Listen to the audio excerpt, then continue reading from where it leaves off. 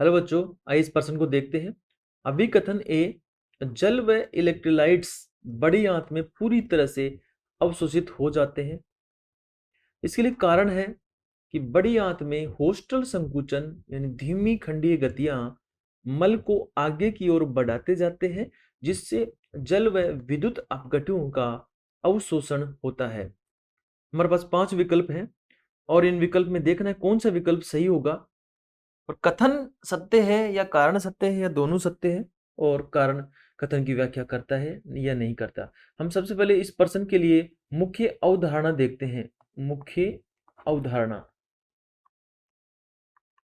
मुख्य अवधारणा में हम जानेंगे कि बड़ी आंत में क्या क्या अवशोषण होता है।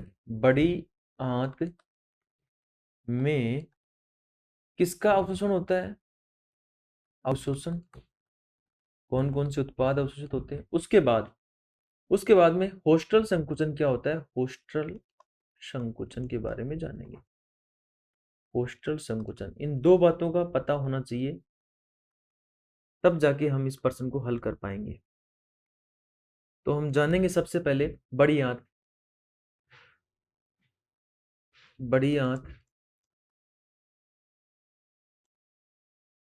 बड़ी आंत में जो भोजन आता है वो छोटी आंत से गुजर के आता है। छोटी आंत में गुजर के या गुजरते हुए आता है। गुजरते हुए आता है, जहां सर्वाधिक, छोटी आंत में सर्वाधिक अवशोषण होता है। जहां सर्वाधिक अवशोषण सर्वाधिक अवशोषण होता है। कहाँ? छोटी आंत में अवशोषण होता है। भोजन के अधिकतर उत्पाद हैं अवशोषित कर लिए जाते हैं।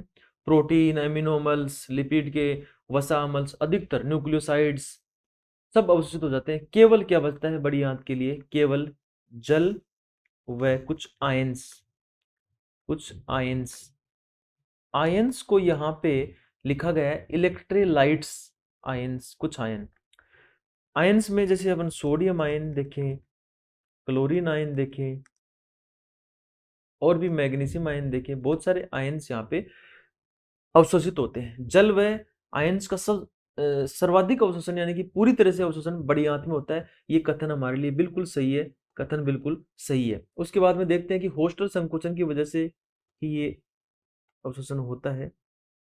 होस्टल संकुचन, तो बड़ी आंत का हम चित्र बनाएंगे।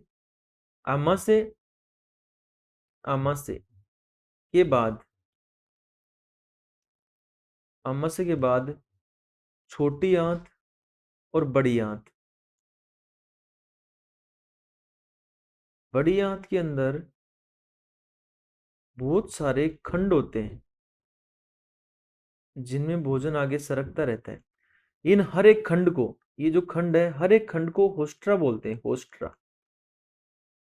इनके अंदर मांसपेशियां पाई जाती हैं और जिनमें संकुचन होता है, उन मांसपेशियों में संकुचन होगा तो जो गति होगी उससे मल भी आगे सरकेगा। मल भी आगे गति करेगा, मल। जिससे क्या होता है कि संकुचन से जल अवशोषित होने लगता है। जितनी ज्यादा सतह मिलेगी, आगे आगे गमन करता जाएगा, आगे गति होती जाएगी और जल का अवशोषण बढ़ता जाएगा। जल और साथ में इलेक्ट्रोलाइट्स इलेक्ट्रोलाइट्स का अवशोषण बढ़ जाता है। किसकी वजह से?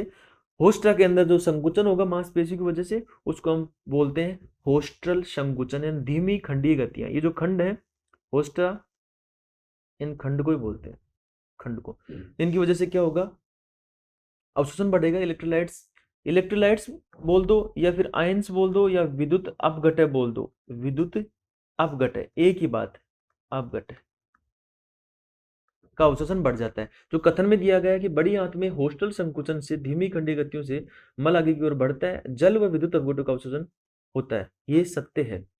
वो जो कारण है वो कथन की व्याख्या भी कर रहा है। तो हमारे लिए यहाँ पे सही जो उत्तर होगा वो विकल्प होगा ए और आर दोनों सत्य है। आर ए की सही व्याख्या है।